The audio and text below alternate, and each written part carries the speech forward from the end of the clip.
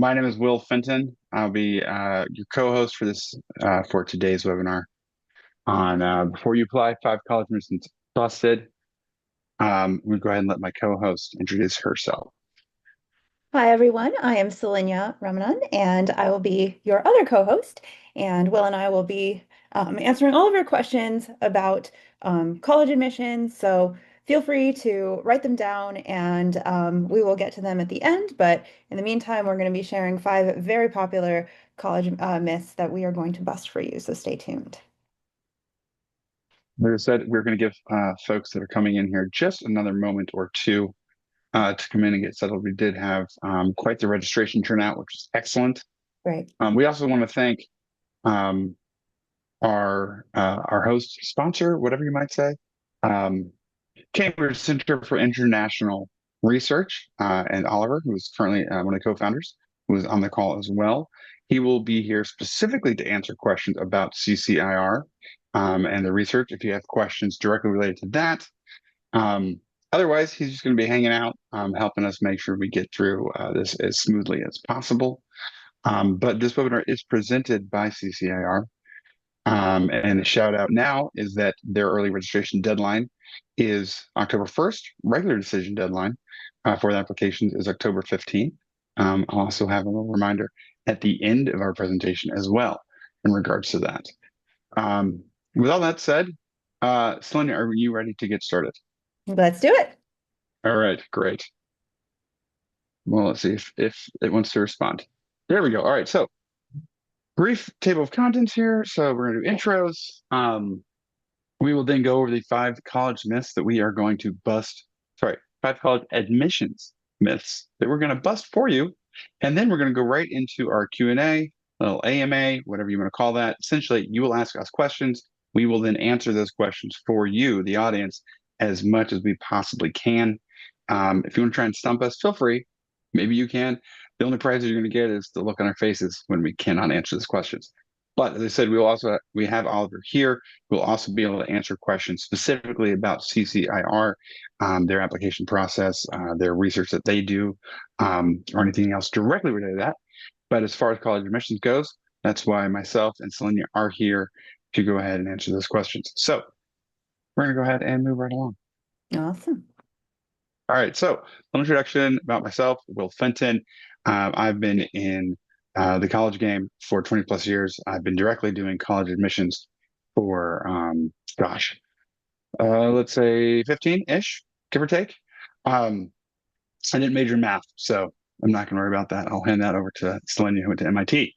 But I did go to my undergrad, Xavier University, small school in Cincinnati, Ohio, known for being really good at basketball every, like, say, 2 to 3 years. And then I got my master's at the University of Pennsylvania, where I worked, among other places. But I've specifically done, as I mentioned, admissions. On the graduate side, also with undergraduate stuff as well. I've worked in engineering, I've worked in business. Most recently, I've worked, and I'm currently working in the college prep admissions world. Students I worked with this past year got into places, you may have heard a few of them: Penn, my alma mater, also MIT, Brown, Yale, NYU, Georgia Tech. I could go on because there's a long list, but I don't need to. The reason I do this is because I don't want students to make a mistake of, one, stressing themselves out too much over a process that is definitely more convoluted and complex than it probably needs to be, and also going to a school which is not a good fit for them and finding out only after they're already there. That's why I do it. You can see the other information on the board there. All right, I'm going to go ahead and let Selena introduce herself. There we go. Hi, everyone. I am Sulinya, and I'm a 3-time MIT graduate. I actually studied electrical engineering and physics, and I became an engineer after I graduated. So you might be wondering what I'm doing on this talk. So I got bit by the bug to really help people, and so I got a coaching certification at a certain point after I graduated from MIT. And since 2018, I have been a college admissions coach, and I'm very passionate about helping students of all types get into their dream school. It's such a great time in your life, and it is a time time that can set you up for a beautiful future. And so I'm very passionate about helping my students to figure out what that is and go for their dreams, right? So especially if you have questions about STEM admissions and what's going to make you stand out in that process, if you're, in a very competitive space, like let's say computer science or machine learning, I'm a good person to talk to about that. Um, so a little bit about my experience. I actually, while I was at MIT, I worked a little bit in the undergraduate admissions office, and I kind of saw a lot of the behind the scenes there. I worked as an admissions consultant for a couple of other agencies, and I have now founded my own consulting firm called the Elite Admissions Academy. So without further ado, I think we can move on to the rest of the presentation. Right. Thank you for on you. All right. So, all right. It's sorry. There we go. There we go. All right. Oh, mm-hmm. Through there. All right. So, myth number one. All right. Perfect GPA. Will, I've heard that a perfect GPA in high school is going to help you to get into your dream school. It definitely will help you get into your dream school, but it's not going to be the thing that gets you into your dream school. The reason is if schools wanted to take everybody's got a perfect GPA, as we have it up here, a 5 on a 4 scale, that'd be great. And then everybody's coming in, that's all they look for. It's very easy for schools to do. Most schools, especially your really tippy top ones, your Harvards, your MITs, things like that, would still have to figure out some way to choose because students, as I'm sure students around this call realize, um, there's a really unfortunate thing that we like to call grade inflation, among other things. But essentially, there's more students getting perfect GPAs than there are slots at smaller schools. So you still got to figure out how do we choose this. So this myth is nope. Sorry, folks. There's a lag that I have, unfortunately, on my laptop right now. That went backwards. No, I wasn't supposed to do that. All right, there we go. This myth is busted because while a really great, perfect GPA is an amazing accomplishment, and you should be very proud of that, it is not going to be the only thing that schools are going to look at to make their decision on whether or not that you should be admitted. Again, the example I just gave, if schools admitted only people that had perfect GPAs, they still would not have enough space unless you're talking like, say, an Ohio State University that has something like, I think at last count, roughly 60,000 people enrolled. Um, and not a lot of people want to necessarily go to a school of 60,000 people. If you do, congrats, apply to Ohio State. It's a great school if you like 60,000 people. If you don't want to go to school that big, you've got to figure out other ways. So top schools have figured out other ways to figure out how we select who we want in our community. They're going to look to see what have you done when you've been in high school? What were you involved in? What sports, if you played sports? What extracurriculars? What clubs? What research options, if you went ahead and did research? What APs? What did you do not just in your school community? What did you do in the community in which you live? Oh, maybe you actually went and did stuff not just in the town or the city that you live in. You actually did stuff in the county, in the region, in your state, in your country. So they're going to look to see all of the things that you have done, especially since you started high school. For those of you who are counting on things that you've been doing since like fifth grade to make that list on your resume, probably not going to be worth it necessarily. But especially once you start high school, colleges are very much going to be interested to know what it is you've been doing since then, up and through the summer of your, right before you're starting senior year, and even then, and not just classes. They really want to know everything about what you've done. That's how they're going to determine if you're going to be admitted, especially for those top schools.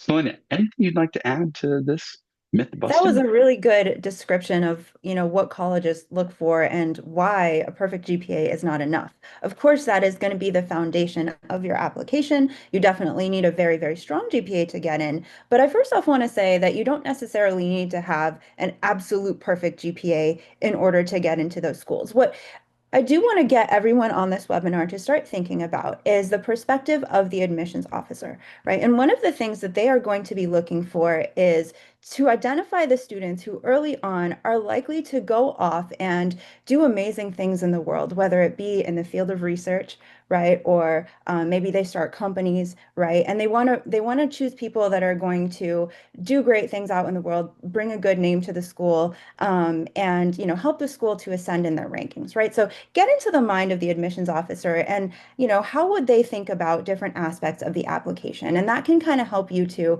understand why admissions officers value different things within the application process and how to think about that for yourself. So thank you so much, Will. That was great.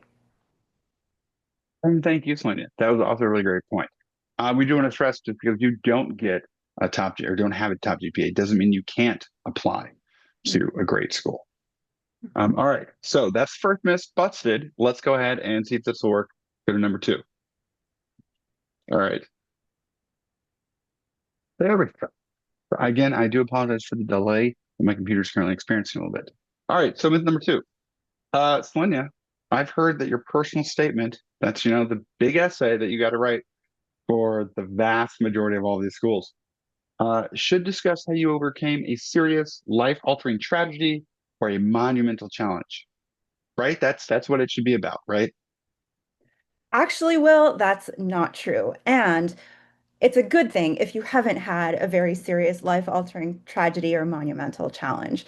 So we want as few people to have had these types of experiences as possible. Of course, if you happen to have been in that situation, then of course you can write about it and how that's factored into your growth.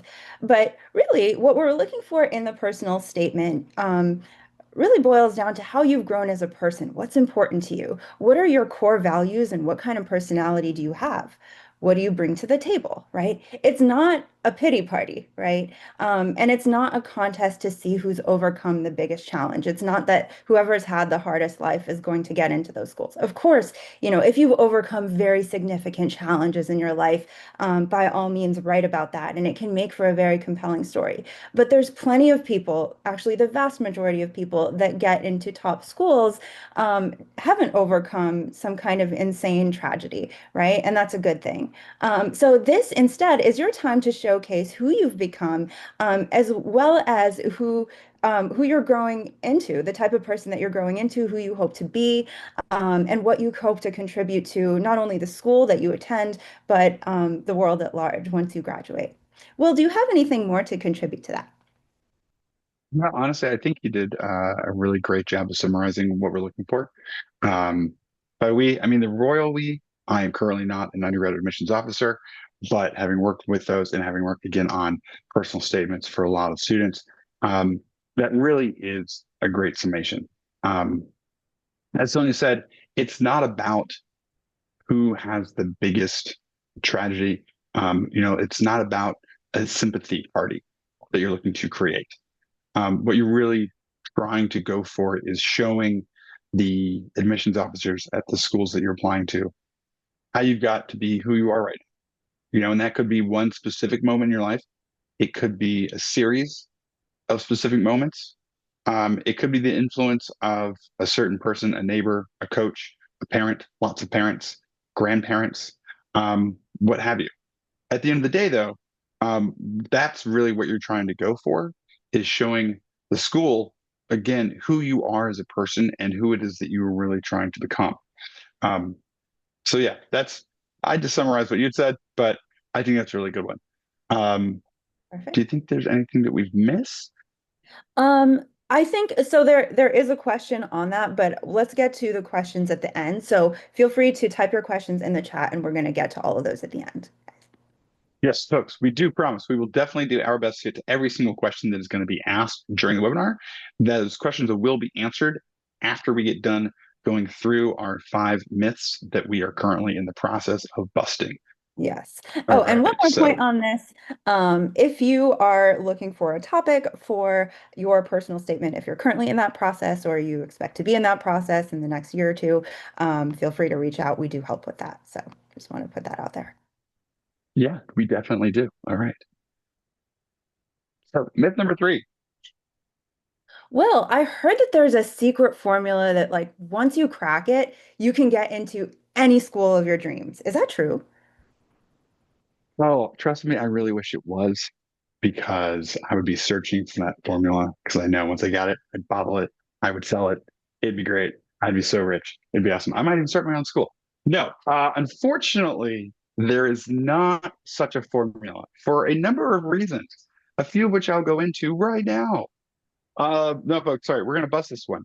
Uh, one, there's no formula because no student is like any other student, meaning that there's no one formula that would be able to apply to that one student. Again, not like any other student. The other reason is every school, you can see I put it on here. Also, by the way, I keep looking over because the screen that is displaying this whole wonderful little webinar is to my right, your left. That's why I keep looking that way. Anyways, I digress. Um, thing is, every year, admissions folks, like what I used to be doing at schools, put together communities. They're doing that, one, to add to the current existing community that is already on campus, but also what they're trying to figure out is, hey, out of all the people that are applying, what's the best way that we can create a community that is going to be the right mix of students that will allow everybody to actually go ahead and thrive and be the best community and best representation of whatever school this is um, at this point in time for the upcoming fall. So any formula that might work, let's say, for those of you who are rising seniors, so any students that are applying that would be looking at this formula for fall 2026, that formula would have to be changed every single year. Not only that, that formula have to be changed for every single campus because every single school, every single campus is a little bit different. Case in point, if you're thinking about applying to multiple Ivy League schools, I'm sure there's at least two people on here who are. If you're going to apply to Dartmouth and you're going to apply to Penn, trust me when I tell you that those are two very different environments. And I'm not just talking about the weather, although those things are also very different. Having been on both campuses in the middle of February, I can tell you right now, the kind of coat that you're wearing at Penn is not going to keep you anywhere near as warm as you need to be when you're on campus in Dartmouth in February, because it is so cold. But again, I digress. But yes, at the end of the day, there is no specific secret formula that once you've cracked is going to be your solution to getting into any and every school that you want to go to. And that's just talking about really schools here in the US. If we're talking about schools abroad, over in the UK, talking about schools in Europe, possibly also in Asia, I mean, yeah, definitely not a formula whatsoever that's going to get you into any and every single school. All right. Sulinya, what do you think? Anything to add on that one? I think you did great with that explanation. I think that it's also just important to note that universities are looking to build a diverse cohort, right? Because they all have many departments, and each university, to Will's point, has different priorities, right? So, for instance, Princeton University cares a lot about research. MIT is, a very technologically focused institution, right? So every university has its own kind of niches, and so a lot of your application is going to be screened for fit and match relative to an institution. It's not just about, how great of a student you are. Are you a good match for whatever schools you're applying to? So that's something to keep in mind as well. But yeah, there's no secret formula to get into any school, but you do want to maximize your strengths when it comes to your application. So yeah, we can continue on. All right, great. All right, myth number four.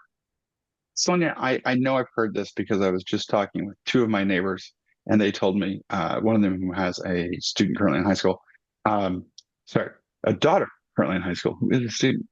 They said they had been talking with one of their grandparents, and that grandparent said, "Hey, I know you have to be well-rounded, like involved in all the things, doing all the stuff to get into college, right? Got to be well-rounded these days." So yes and no, you want to have enough breadth, but that is actually a myth. That's probably one of the most pervasive myths in college admissions that you have to be very well-rounded, that you have to do 15 different clubs of different kinds in order to get in. There actually, Say candidly, more. might have been a time when that had a little bit of truth to it. But in modern admissions, that's definitely not the case. Colleges, as we talked about before, they have far fewer slots than the number of qualified applicants applying to get into those schools. So they have to choose the students that tend to stand out the most, right? And so for this, they tend to prefer students who are angular and show deep passion and commitment to specific areas rather than, having a little bit of involvement across many different areas, right? And that's not to say that you can't spend some time, especially in the early part of your high school, Hmm. exploring different activities and different areas of interest for yourself. We definitely recommend that you do that. But by your junior year, at least, it's a good idea to have um, some sort of niche for yourself in mind so that when it comes time to writing your application, that can stand out. And that's something that admissions officers can remember you by, right? So I want you to all think about, imagine that you have an admissions officer who's reviewing 1 to 200 applicants a day, and you're one of those applications, right?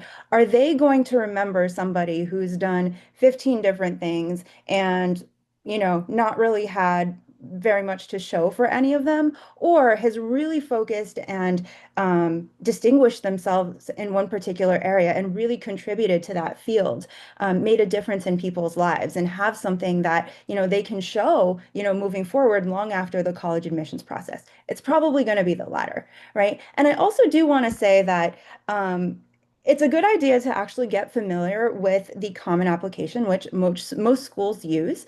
That's basically a platform where you submit your applications to different universities. And there's different ones. There's the Coalition, there's the UCs, and some schools like MIT have their own application. Um, but on the Common Application, you don't have more than 10 slots to put down for your extracurricular activities. So as Hmm. you think about how you're spending your time, you want to make sure that you're not, spending time on extra things that aren't even going to make it onto your application. So, Will, do you have anything else to add to that? Well, I think I will on just the last point there that you mentioned about kind of that list. Um, so what she's talking about, folks, the common app, the honors and activities list. Um, it really does mean that as you go through and apply, it's asking you to focus and to select what has been kind of your biggest contribution, the thing that you focused most on. So, as we're saying, if you've been a member of like 15 clubs and organizations, you know, from when you were like in eighth grade all the way up to as you're going into your senior year, but all you really ever do is show up at all 15 of those clubs, and maybe you volunteer once a year at various events, but that's really it. What they're asking you to put on those papers, on your application, excuse me, is what type of influence, what type of actual participation have you had in any and all these things that you're listing? And if you're like, well, I go to meetings, I do one event, that isn't that big of an actual influence or impact at the end of the day. So, hey, if you're going in your senior year and that's where you're at, you know what? That's fine. Talk about which of those may be your favorite. Try and figure out which of those do actually mean something to you. Because I'm going to bet not all 15 mean the same.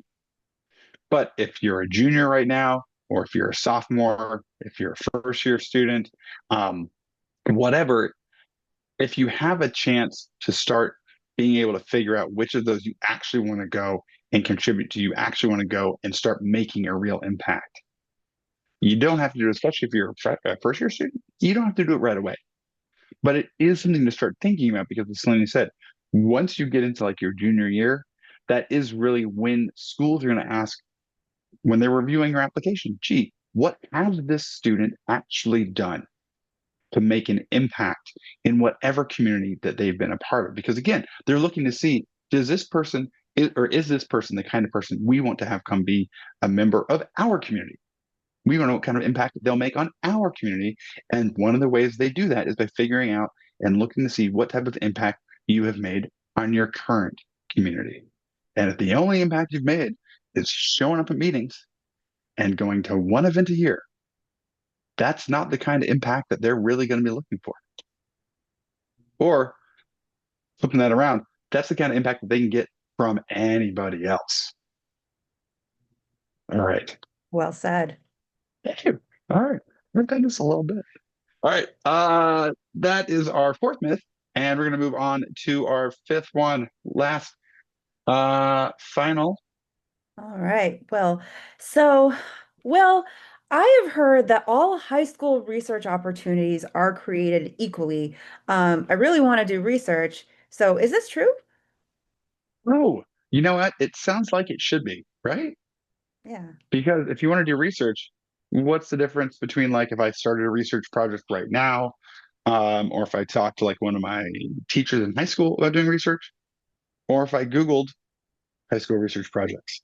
Also, I apologize if people can hear my cat meowing. Sometimes she's really, really loud. She's 18 and occasionally very cranky. So I'm sorry about that. She also apologizes. Um, anyways, yeah. So research, not all opportunities are the same. So what do I mean by that? I like to break them into three kind of categories here. So first off, if I want to do research, I being people on this webinar right now who are in high school, and you're like, listen, I like looking into things. I want to do research. I've been told I should probably do some type of research thing. And science fair, great. Awesome opportunity to actually go and show your research that you've done. But you might be like, I don't really know that much about research. Well, you can Google, you can use ChatGPT, Perplexity, whatever. Look it up. It'll tell you how you can do research. But that is self-guided. So it's going to be fine, but it's not going to necessarily be as good at the end of the day. What you're going to produce from that research is not going to be as good as if you're doing the second type, which we would call assisted research. That's where if you've got adults that are in your life, that could be your parents, it could be grandparents, it could be again teachers at school, it could be neighbors, scientists. You just happen to live by somebody who works at Jet Propulsion Laboratories. Um, they're going to be able to help you a little bit in telling you what type of research to potentially do, telling you how maybe it should be shaped a little bit, and telling you what a research paper possibly looks like. If you're like, hey, I think I can do research and I could probably then type up like a 5-page paper, that's probably not the kind of actual research paper and product that we're really looking for when we talk about research papers. So that was number two. It's assisted research where you have at least somebody, if not multiple peoples, that are helping you along the way. The third type, which our friends here at CCIR specialize in, is what we like to call selective research. That's when there is an application process. They're not just selecting, or sorry, not just letting anybody who wants to do research do research. You actually have to apply. You may have to pay. Not all times do you have to pay, but lots of times. CCR, you do usually have to pay. But they do offer scholarships. I will go ahead and mention that. But ultimately, they're going to have faculty from colleges and universities that will assist you. They will teach you how to do college level research. They will both have topics that you can select. They will also have options where if you are very passionate about a specific topic, i.e., you bring the topic that you want to do research about to them, they will help you with that. They will guide you on what an actual full length college level research project looks like. And best of all, at least, I mean, I think this is best of all. I am biased in this though. But they will actually go and help you produce a research paper that is able to then be potentially published in research level journals, and not ones necessarily that say they own, be like, oh, hey, cool. So you paid us money to do this research, and then we go ahead and we put all the research that you did in our own journal. That's not bad, but no, they will actually go and they will help you put it, get it ready to be published in high level scholarly journals. That to me is the best type of research that a high school student can do because at the end of the day, one, companies like CCIR have great reputations for the type of research that they can show people how to do. And admissions officers know, because of great reputation, that if you actually complete these research courses, that you know how to do high level college research. So that's my answer. I know it's a little long. My apologies. Sulinya, what do you think?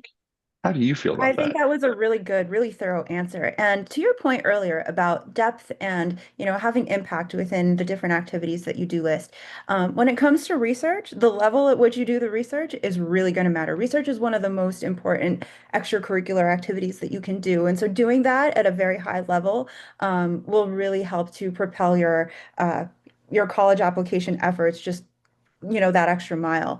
And getting published in a respected Right. journal really, really matters. So one thing that I would recommend is, Mhm. you can do some searching on, previous research that has been standout that other students have done in the past, other high school students have done, even people that, are not students, just published journals, published papers, see what makes for good research and, what makes for research that, just kind of falls to the wayside.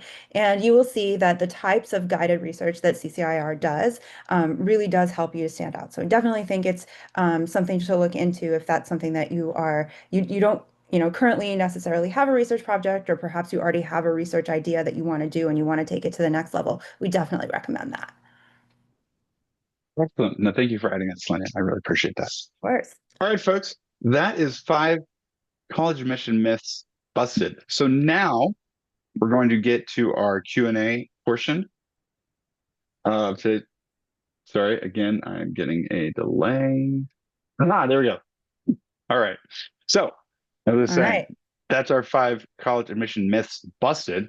We are going to get now to our Q&A portion of our webinar. Please put your questions in the chat. That includes any college myths that you would potentially like to see busted. Or maybe they're actually not myths. Maybe they are actually college admissions facts, and we will prove them for you if we can. I don't know if we can do our work over the webinar, but if we can, I will show my work. I promise. Also, again, apologize for the cranky cat in the background if you guys can hear that. All right. Sonia, are we ready to go Yes. on these So I questions? will go ahead and read some of these questions. We already have 16 open questions. We have two that are answered, but I'd like to answer them for for everyone else as well. So I'll just go through those two quick and then we'll get to the open questions. Sound good? Yeah, that sounds Great. great. Please go right ahead. Okay, so someone says, "Hi, thanks for your support. Will you be sending out a recording of this webinar?" And so, yes, we will. We are recording it, and we will be posting this on YouTube. And then Pranav asks, "Who should we reach out to, CCIR, or is there another way for help deciding on topics?" So, if you are referring to topics for your personal statement, please feel free to reach out to Sulinya. That's my name at eliteadmissionsacademy.com. If you are looking for research topics, right, and you want to have a one-on-one meeting with CCIR, there is a link attached. So it should be in the chat.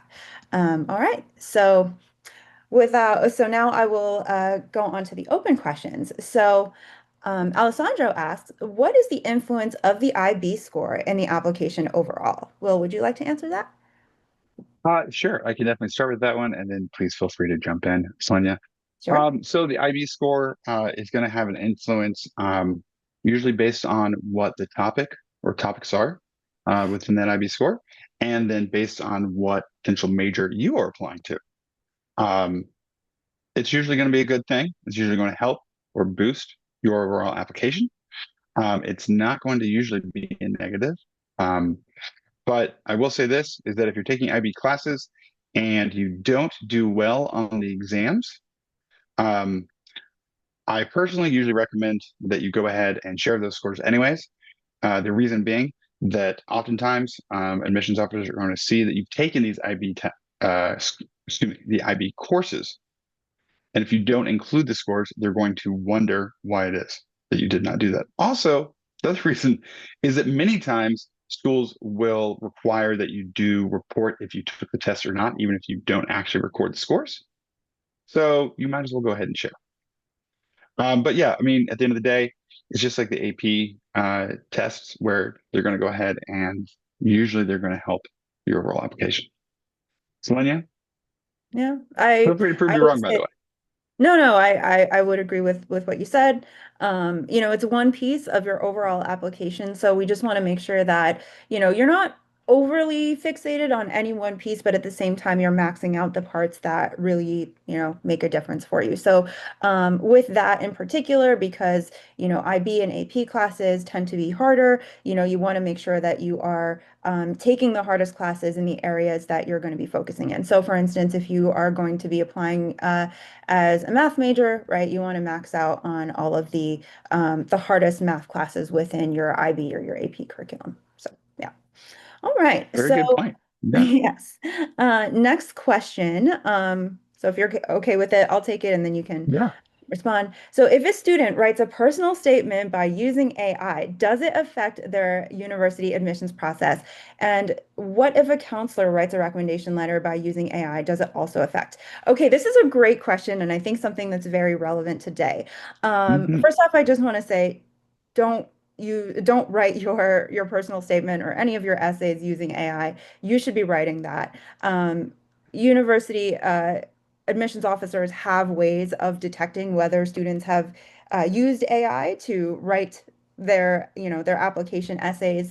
And, there are also tools that you can use online just to make sure that your essay passes the, AI detector essentially.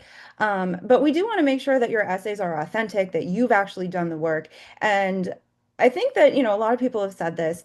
AI has a particular style to writing, right? If you've used it enough, you'll kind of get a sense for, the style that, ChatGPT tends to use and other softwares tend to use other ones. And with that being said, you definitely want to, I mean, it's okay to use AI if you're trying to, let's say, run an idea by something or generate more ideas, but your writing and your content should all be yours. So definitely don't make that mistake. And in the event that you do get caught using AI in your essays, very heavily, you can guess what happens, right? So don't fall into that trap, especially after 4 years of very hard work. You don't want to spoil it by using AI to write your personal statement. Now, if a counselor writes a recommendation letter using AI, of course, that's going to be outside of the control of the student. Um, of course, that's not going to necessarily be the most effective letter, but at the same time, the student doesn't necessarily have control in that situation. If the student's done their part, then that's all you can control. You're not going to be penalized for somebody else using AI to do that. With that being said, I would do your homework and make sure that you try to pick people that are likely to write authentic, genuine letters for you. So, Will, do you have anything to add to that? Oh, two. There are two things I like that. Number one, when it comes to AI, my opinion and what I've read by a couple of different folks that I follow about this, AI should be a tool that you use at this point in time. It should not be doing the work for you. It's free to use it and fine to use if you would say as an editor. But ultimately, Selena, the point that you made is the ideas should be yours. The writing ultimately should be yours, especially when you're in a personal statement. But even when you get into supplemental questions that are going to usually be very specific, AI should not be able to be coming up with the very specific answers that they're asking for, especially that personal statement, that first part of that, personal, very key there.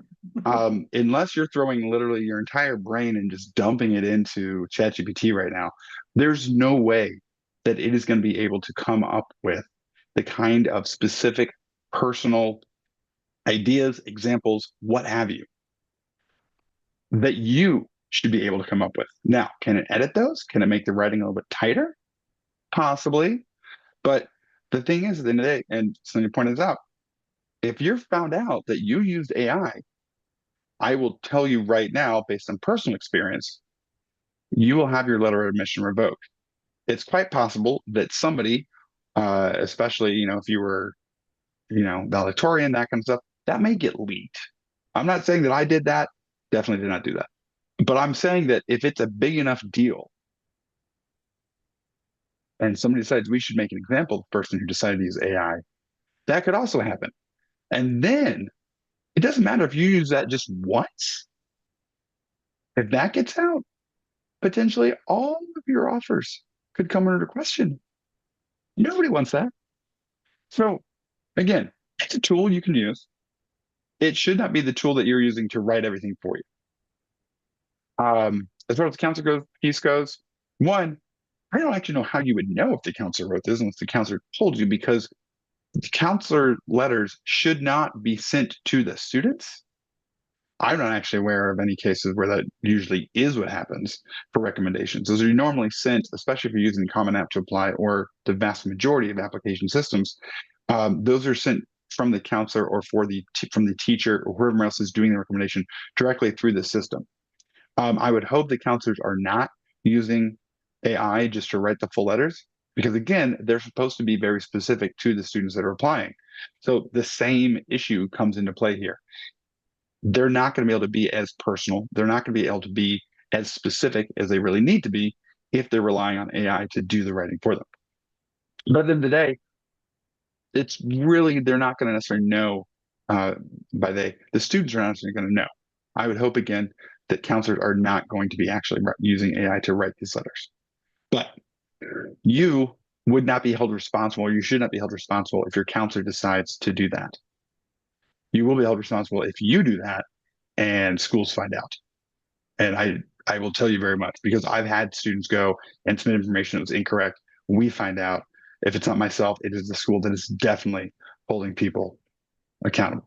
All right, we're going to move on because we do only have 19 minutes left. Oh boy, we're All going right. fast. All right. Great. So let's kind of combine some of these questions. So the next two people say, the first one says, how important is winning competitions for specific competitions that admissions look for, such as Math Olympiad? And the next person writes, for international students, is it possible to get into top 5 universities without winning Olympiad / donating lots of money? If there is, what should students do? Do students have to do sports to stand out? Okay, so with the Olympiad question, that's really great. If you have the ability to score really highly on within the AMC series and you make it to the Olympiad, or in the subject of your choice, that's wonderful. But by definition, those are tournaments, right? They're meant to narrow people down, and not everybody that ends up getting admitted to, say, MIT or Harvard or whatever, is going to have won the Olympiad, because only a very, very, very small number of people end up winning the Olympiad. So with that being said, if you can make it to a really high level within an Olympiad tournament, then by all means do that. You do not have to do that. But what I would say is that you definitely want to show distinction in your area of interest. And that's one of the reasons why we push research so much. And so to the next person's question, for international students, is it possible to get into top 5 universities without winning the Olympiad, et cetera? Again, if you can distinguish yourself within the field of research and really make a difference, outside of the realm of admissions in your field of focus, right? That's going to help you to stand out, right? So not everybody that applies internationally has an Olympiad distinction or comes from, let's say, a famous family or something to that Mhm. effect. There are people that, let's say, create nonprofit initiatives that impact marginalized groups worldwide, right? And the impact that those students have can outlast whatever efforts that they did in college, and really have a meaningful impact on people's lives. So I'd like for you to think about what can you do that is actually going to be important in the world outside of just the application arena, right? So that's a good question to ask yourself, and a good litmus test for seeing whether your efforts are actually going to be impressive and hold up, in the admission space. Will, do you have anything to respond to that? And by the way, no, you don't have to do sports to stand out. So we'll continue. I appreciate you adding the last part there. Just, I want to shrink it a little bit. I know you said, think about, hey, what can you do to make an impact in the world? It doesn't have to be a worldwide thing, especially for folks we're talking to here are 13, 14, 15, 16 years old. What kind of thing can you do that's going to make an impact, period? Mhm. That's the first place to start, especially if this is an interest area that you have that would potentially be related to a college major. It doesn't have to be. If it's just a passion that you have a passion for reading, you don't have to want to be a teacher, but you love volunteering and teaching younger kids how to read. And you're like, hey, great. Maybe I can go and I can set up a club at my local library that helps to teach kids to read after school, or helps provide reading assistance for kids in the neighborhood who do not know how to read very well. And so we're helping to give literacy instruction. That's one of the students that I worked with who actually ended up going to Brown last year. She started that when she was in Girl Scouts when she was, I think, 12. It became a local nonprofit that actually spread to multiple counties where she lived by the time she was a senior in high school. She was not going to school to be an English teacher. She was going to school to be a research chemist, or sorry, do research in chemistry. But that's an example of something that it's not life changing for the entire world. It started out as something that she had a real passion for that was just for her community. Yeah. So, also not doing sports. But you can do sports. If you're great at sports, that's awesome. The vast majority of people going to college are not going to college for sports. Just something to keep in mind. But we are going to go ahead and move on. All right. Um, when preparing for application, we need to be well-rounded, as in we have to do English for that extracurricular, although I'm applying, let's say, engineering. No, you definitely don't. If you're applying, if you're planning to apply to engineering, what courses or what clubs and extracurriculars you're doing that might be engineering related? And again, what is the impact that you're making that are in those? But also, what other interests do you have? If you're only interested in engineering, but you haven't actually done anything that is that engineering related, that is going to matter. So, and this is going to come back to all these questions. I'm saying actually a wide kind of variation on basically the same question. What do I have to do that matters? There's no one specific thing. Again, there's no formula that's going to get you into, the top 5, top 10, top 25 schools. What you want to look at is doing things that are interesting to you, but then that have an actual impact. And Selena, you made this point multiple times. I'm going to make it again, though. It's something that, especially if you're able to make that impact that will last after you have left, after you've gone to college, a legacy, if you will, that is actually that much more impactful. So that's what you should actually try and do. It doesn't have to be in what your major is going to be. It doesn't have to be um, specifically about raising money or money related, but it should be something that you can point to and say, hey, I did that. I made this difference. All right. All right. Okay, so the next question is, can you recommend any online courses or websites to teach how to write counselor recommendation letter? So you as the student are not going to be writing a recommendation letter. Um, so I'm not sure if I'm quite understanding this question correctly. Your school should the teachers and guidance counselors and other officials within your school should have a protocol for how to write this. But the main things that you want to focus on, so you as a student, if you have specific points that you would like your recommenders to bring up, then you can always, I would recommend that you create a list of those things and give that to your recommenders prior to them writing their recommendation letters. That's always a good idea. And then, I would just make sure that, that you're choosing people that have genuine things to say about you. And, with that being said, every recommendation letter is going to be different, provided that, it's a genuinely written letter and, the teacher has a great connection with the student. So hopefully that Yeah. answers the question. And I Um, think that's great. The only thing I'd add to that is you want it to usually be at least one teacher that is specific to your major or the specific potential major that you're going to be doing. You're going to have your counselor usually do it. And then usually the third one, if you need a third one, is going to be someone who can speak um, to growth you've demonstrated and or leadership that okay, you've also demonstrated. great. Um, Well said. Okay, so do international applicants have to make up for APs somehow? Not necessarily. You want to take the hardest classes that your school has to offer or that are available to you. Admissions officers take into account your circumstances. So what your school offers versus what they don't offer, what might be available to you in your area. In certain areas, you might be able to register for an AP exam without having taken a course. So that is an option. You can also register for classes at, let's say, your local community college or online that are, at an accelerated level. But overall, you don't necessarily have to have APs if your school doesn't offer it. All right. next question. So we'll let you answer this one. Is it always a higher chance to be accepted in the EA or ED round? Once the student is ready with all the application materials, are there any circumstances when you would encourage students to apply regular decision? Okay, so this is great. So, yes, EAEDs do usually have a higher acceptance rate. Here's the deal, though. You have to make sure that you're checking, and whoever you're working with is also making sure that the EA or ED locks you in. If it does, you have to make sure that is the school for you. I worked with a lot of students who they just, at the end of the day, they weren't sure if that was the actual school that they wanted to go to. So if you're not sure, I always recommend students don't actually apply to that school, EA/ED. If you are not 110% sure that yes, if I get in, I'm going to go to that school, that'd be why you would then go ahead and I would encourage you to apply RD.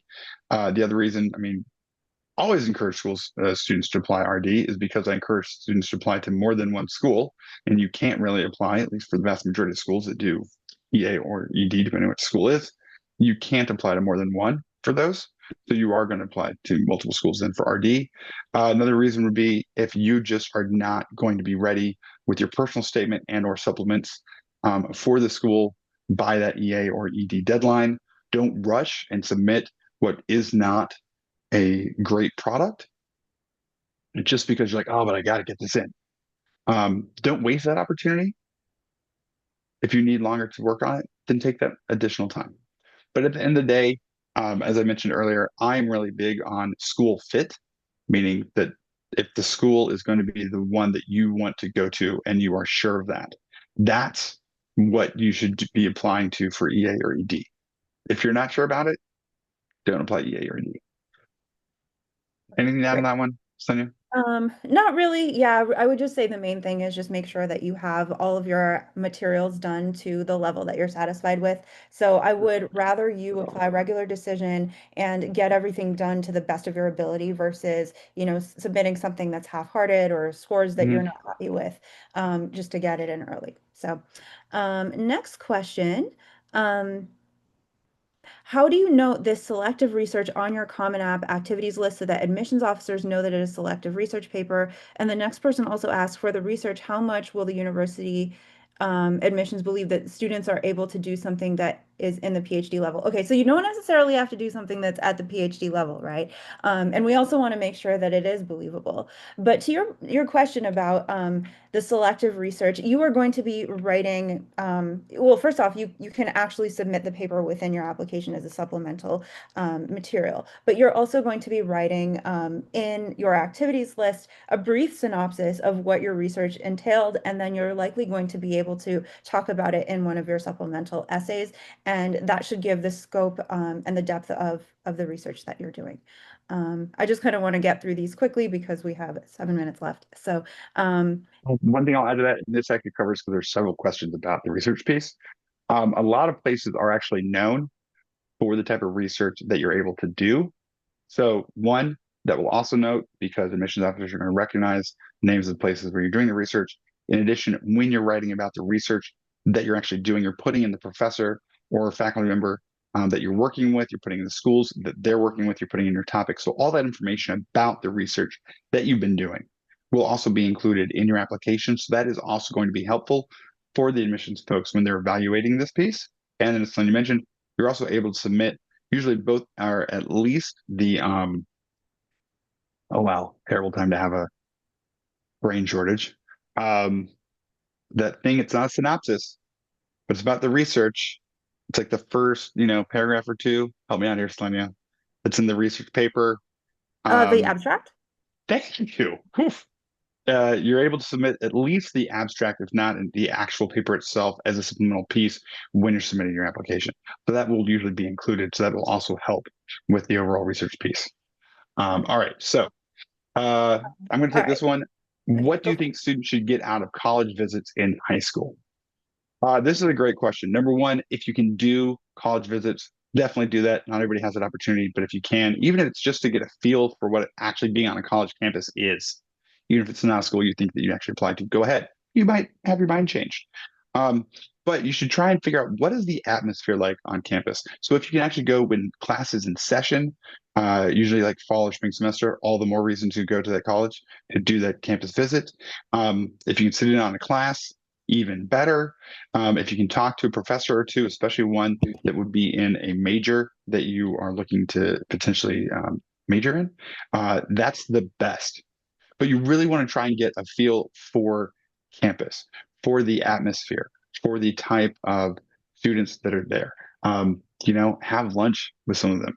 Go to class if you can. Talk with folks. Maybe if there's a club or two, look up the clubs that are there on campus. But really try and experience as much of that campus as it actually is, as if you were a student. So not just the tour. The tour is the bare minimum of what you should do, but really try and get questions that you have about what it's like to be an actual student in class at that school. And then finally, talk to students, find out what do they do when they're not in class. Because, hey, here's the biggest secret nobody seems to ever really realize. You're not going to be in class the vast majority of every single day when you're on campus. What are you going to do? That's the thing that's going to make sure if you actually enjoy being in school or not. So, all right. Anything to add? No, I think that was a good response. Um, All right. All right, folks. We're not going to get through all the questions. We are going to go through and pick a few more to answer before we run out of time here. Celine, you got any favorites that you've seen? um, I'm still looking, so why don't you go ahead and pick Okay. one? Oh, yes, Sure. yes, actually, I have a good one. Is there a difference between A's and A minuses when admissions officers look at the application? This is a really good question. Yes. So, actually, when it comes to calculating GPA, an A or an A plus is considered a 4. An A minus is considered a 3.7, right? So it's that dip between the A and the A minus that, as far as possible, we would like to avoid and keep you in that A to A plus range. So, between an A and an A plus, like you can still really, get by with just A's without those A pluses if you wanted to, but you want to avoid kind of getting into that A minus range as much as possible if you're looking for the upper echelon schools. Go ahead, Will. All right, cool. If we want to pursue a major like mathematics, how much value do colleges put on you learning topics beyond high school syllabus? This is great. And this actually goes for not just mathematics, this goes for really any major. Um, schools will put, sorry, admissions officers will put a decent amount um, of emphasis into what you've done outside again of the high school syllabus when it comes to that major. They're going to look to see, hey, what have you done that is related to your potential major? If you've done nothing that is related to that, but what you've done in your extracurriculars has great impact, that will actually matter. But especially for higher echelon schools, for your top, for your top 10, your Ivy Leagues, Ivy Plus, that kind of stuff. If you have done nothing that is related to that major at all, and the major that you're applying to is especially a difficult one to get into, that will potentially lessen the opportunity to get into that major. If, on the other hand, you're like, hey, I'm doing math and I've gone ahead, let's say I run an Instagram account that looks at theoretical math problems and I go through on my Instagram and I actually will go and try and solve them. I'm not always successful, but this is actually what I like to do in my spare time. That to me is something that could be really impactful. However, here's the thing. That's something that you actually have to show an impact with that Instagram account. Like you've actually gone and it's been something that you've done. You've contacted professors, they've actually worked with you on this, because the issue is going to be uh, not every Instagram account, not every social media account is something that your admissions officers are going to go and look through. So what you still have to be able to do is all the stuff you've done outside of your high school curriculum is still something that you at the end of the day have to be able to say, hey, here's this list of activities and honors that I've put together. It's on my application. That's what the admissions officers are going to be looking at. Social media accounts, I'm sorry, folks, but your admissions officers are not necessarily going to be going through every single social media account and all your posts and all that kind of stuff to see what you've done. They just do not have that much time for all the applications to be able to go and review all that stuff. It's just not possible. So it's great, but you have to make sure there's actual real impact that has happened here. All right. Wow, it is 10 p.m. ET, which means that we are essentially out of time here. So, folks, I apologize we did not get to all of your questions. We do have a couple slides, so I'm going to go through here real quick. Actually, Sulinya, would you like to talk If I briefly can, about the services you offer? Oh, please, yes. yes. If I can just share this for anyone who really had a burning question that we weren't able to get to, feel free to reach out to me. You can email me at my first name, Sulinya, as you can see in the little text box there, Sulinya at eliteadmissionsacademy.com, and I will do my best to answer all of your questions. But just a little bit of an overview about what I do. I offer full service admissions counseling, so academic performance coaching. So we start with your mindset and your academic skills habit, right? I believe as a coach, as a trained coach, that everything really starts from within. So we optimize that. We talk about your candidacy building, how to stand out within that admissions process. So any questions that you have around that, please feel free to send. We talk about project ideation and road mapping and, what you can do within CCIR should you choose to do research with them. We also do application coaching, college list creation, that type of thing. And an important thing that I want to talk about is just that one thing that I do differently. I studied at MIT and I'm very future focused. So one question that I want all of you to ask yourselves is, am I going to school to study for a job that is going to exist in 5 or 10 years? Will the jobs that I'm going to school for actually exist, right? Our world is changing, and so that is something that I help you to navigate, as you think about the future and the changing economy, what skills you're going to need and developing those. So with that being said, I will let Will continue with the rest of the presentation. That's pretty much it. I was gonna say I do also occasionally help Selenia with the services that she offers. So if you reach out, I may also answer some of those questions through your emails. Again, I apologize that we didn't get through all these questions. You all had some amazing questions. I mean, you do. I'm still scrolling through and I'm seeing this one, but we could be here all night. We will actually be back on October 13th with essentially the same webinar. It changed a little bit. The main thing that will change will be the Q&A that we'll do because we'll be answering all the questions that are asked during that Q&A. So if you would like to get potentially your question answered, if you didn't get an answer tonight, come back and join us again. I hope you all have a great rest of your evening, your morning, or your afternoon, depending on where you're located in the world. We'll see you next time. Thank you very much. Thank you, Sulinya, for joining us. Oliver, thanks for putting this on. And again, we hope you have a great day. Thanks, everybody. Take Bye-bye. care.